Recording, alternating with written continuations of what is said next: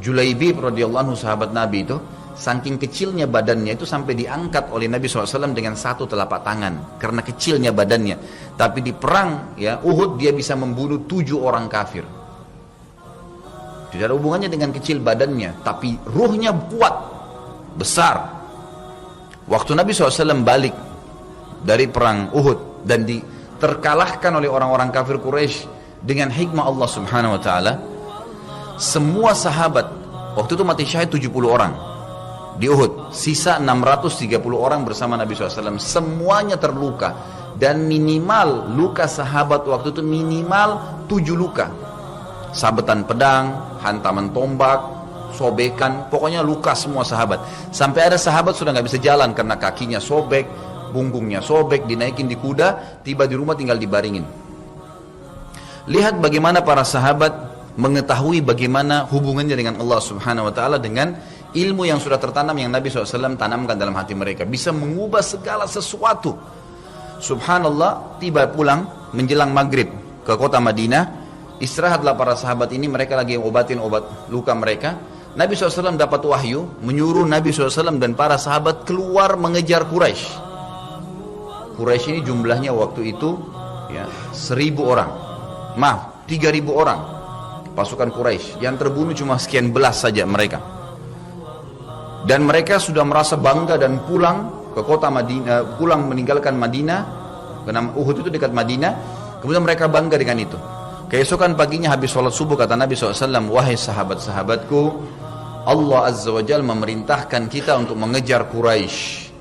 Maka pulanglah masing-masing kalian di suku kalian, lalu motivasi siapapun yang ikut kemarin di Uhud, semua, mau sakit, mau enggak, mau luka, mau enggak, tapi ini luka semua nih, minimal punya 7 luka ya. Kita kadang-kadang mungkin kuku kita kecabut aja sudah susah ke masjid. Ini sabetan pedang, sobek, rusak semua tubuh mereka. Dikatakan dalam riwayat sampai para sahabat ada yang tidak bisa ngomong karena sudah kesakitan yang luar biasa. Kata Nabi SAW, semua yang ikut di Uhud kemarin keluar lagi. 630 orang semua harus keluar. Bagaimana caranya? Pokoknya ngumpul keluar, perintah Allah. Coba bayangin, kita kadang-kadang habis olahraga saja capek, diajak keluar sama istri atau diajak keluar sama suami, kita sudah nggak mau keluar. Capek biasa olahraga, atau mungkin penat, capek duduk di kantor mau istirahat. Ini habis perang, badannya disabet-sabet, diajak berperang lagi nih.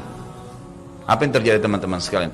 Pulanglah pimpinan-pimpinan suku sahabat ini, dimulai dengan Sa'ad bin Mu'adz radhiyallahu anhu, sahabat Nabi yang mulia. Luar biasa ini. Orang ini pada saat meninggal, kata Nabi SAW, goncang arsy-Nya Allah dengan meninggalnya Sa'ad.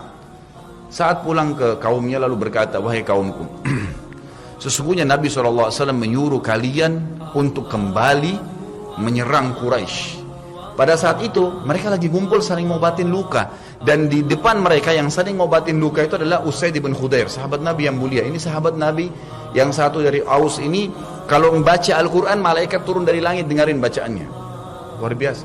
Lagi ngobatin lukanya sambil dia berkata, waktu dikatakan Nabi SAW menyuruh kalian mengejar Quraisy, kata Usaid bin Khudair lagi ngobatin lukanya, sami'na wa ata'na, kami dengar dan kami patuh, ditinggalin lukanya.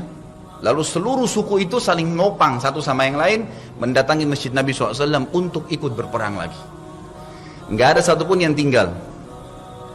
Ada yang luar biasa, saya terus terang nangis waktu dengar kisah itu, luar biasa. 2 orang anak muda Ansar, saya setiap kenang kisah ini selalu nangis, nggak bisa tahan karena luar biasa.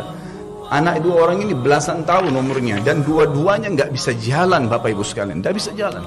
Luar biasa. Sudah sobek kakinya, sobek punggungnya, bahkan dikatakan di bagian leher ada irisan, di bagian lehernya ada irisan, gitu kan. Kesakitan. 2 ini diturunkan dari kuda, ditidurkan, adik kakak nih. Tapi saya tidak ingat, namanya tidak disebutkan dalam kisah, tapi ini kisah luar biasa. Dan kemarin kebetulan Imam Masjid Haram atau saya lagi umrah nyebutin kisah itu juga. Hampir satu masjid orang menangis mendengarkan kisahnya. Dia mengatakan, waktu sampai ke telinga adik kakak ini umurnya belasan tahun ya, di bawah 20 tahun. Kalau Nabi SAW memanggil seluruh yang hadir di Uhud untuk kembali berperang. Ini mereka nggak bisa jalan nih. Si kakak bilang sama adiknya, kita nggak bisa tinggal di sini nih. Rasulullah SAW sudah memanggil kita untuk menjawab panggilan Allah. Kata adiknya, bagaimana caranya kita merangkak? Bagaimana caranya kita ke sana? Nggak ada yang bisa nopang. Ini berdua lagi sakit.